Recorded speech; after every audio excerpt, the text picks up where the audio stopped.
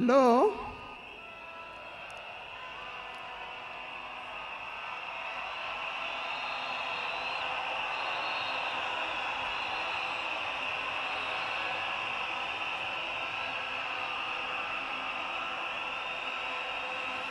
Thank you. Thank you. Thank you. To His Excellency, the President of the Republic of Kenya, His Excellency William Samoei Ruto, and Her Excellency Lady Rachel Ruto, the former President, President Uhuru Kenyatta,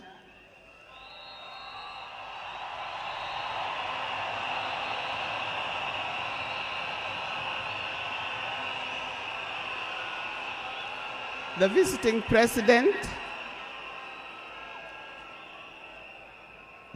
president, past and present, the deputy presidents, all distinguished guests, ladies and gentlemen, and watu wetu wa Kenya kwa jumla, hamjambo. Today is a very unique day. It is not every day that I would be standing here to say something to the nation and to the world about my dear husband, Raila Amolo Odinga.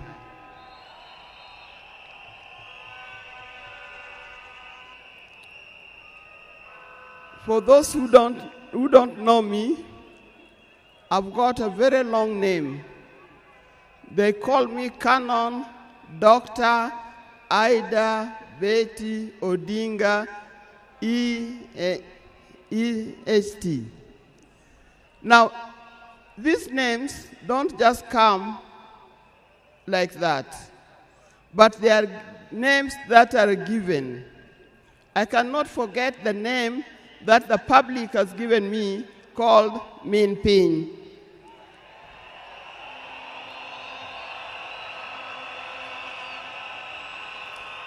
That name is a very heavy name because it is a name that puts a lot of responsibility to the owner of that name. I'm also gotten the name of Peace Ambassador. And for that reason, even before I say something else, I'd like to say something about peace. One thing that I know that Raila stood for, and he keep on repeating, is that we need peace in our nation, we need peace in our homes. And peace will not survive in a situation, in a chaotic situation. For that reason, I appeal, today I appeal, let us mourn Raila in peace. I know you are all concerned, I know you are all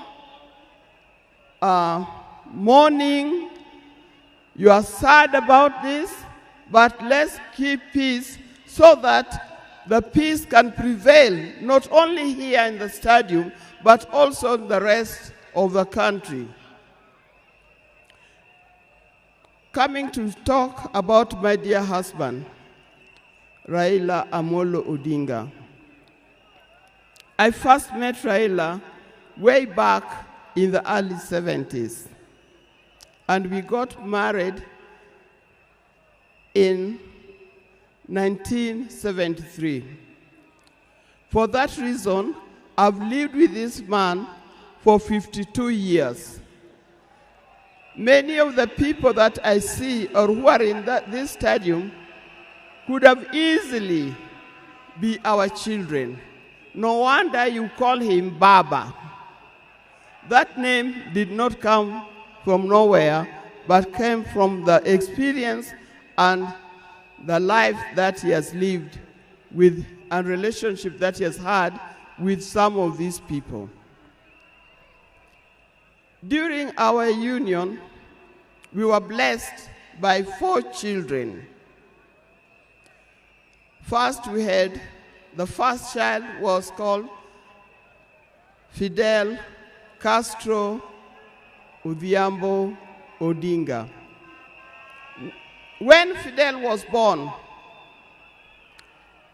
I was a bit hesitant the way he gives the name. I said, why do you call him Fidel? Then he said he was a great admirer of Fidel Castro, and therefore he named his first child Fidel Castro Odinga. Later, we had the second child, Rosemary, and here again, Rose is the name of my mother, and Mary is the name of his mother. We combined the 2 names together, and we called the child Rosemary. It also has a meaning to us. When it came to the third one,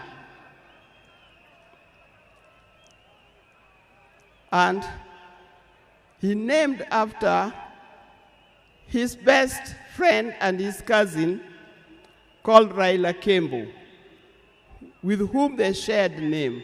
So we ended up with Raila Odinga.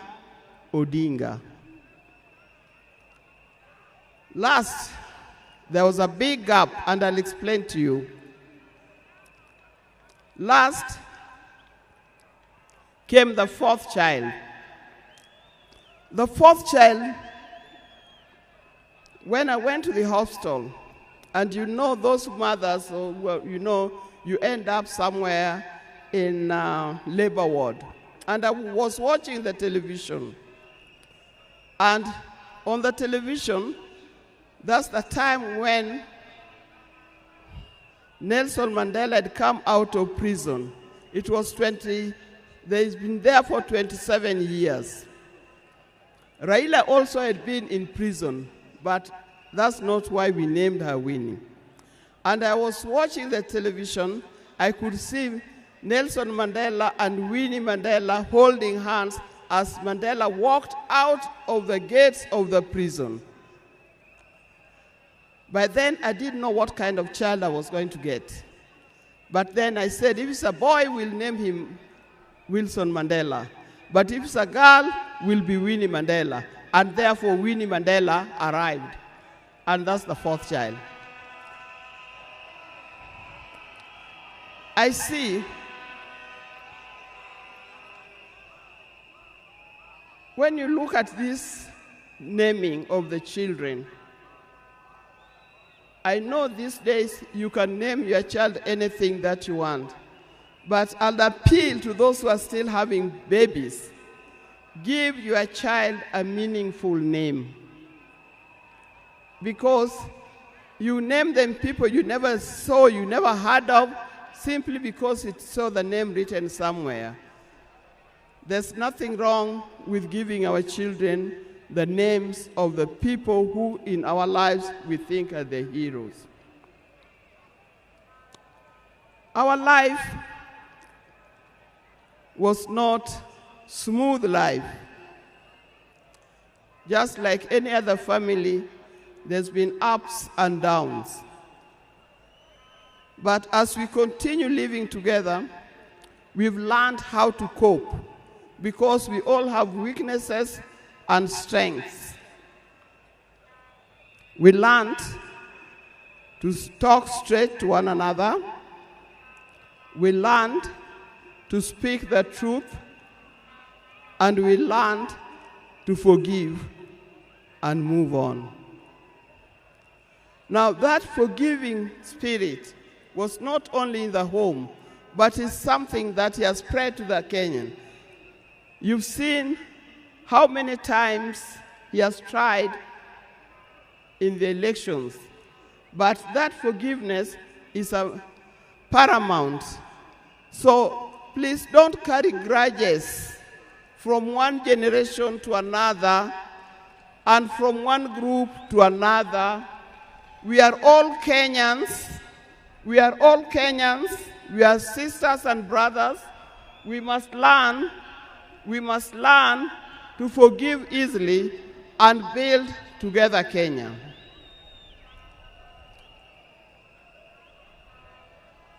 Towards the end, I'll not say everything. I would like to say everything, but time would not allow. And a span of 52 years is not a short time.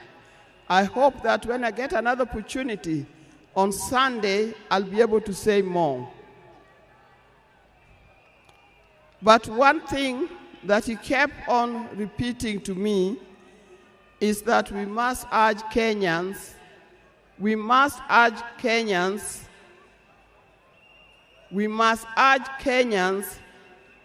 to live in peace.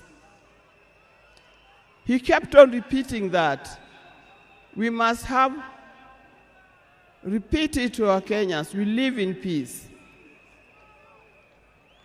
Raila hated dishonesty.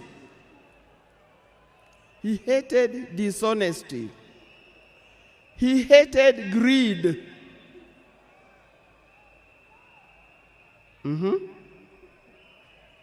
The greed that have affected the main fabric of our society.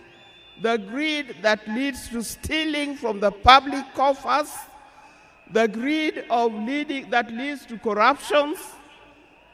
That's the kind of thing that Raila would not have liked to see. So, you people, you Kenyans, I'll tell you more. But I thank you. I thank you, those who have come and those who are watching us from other places. I thank you for standing with this family. I thank you for being here for us. And I thank you for helping us to mourn Raila. May his soul lie in eternal peace. And for the people of Kenya, I wish you well, thank you, and may God bless you. Thank you.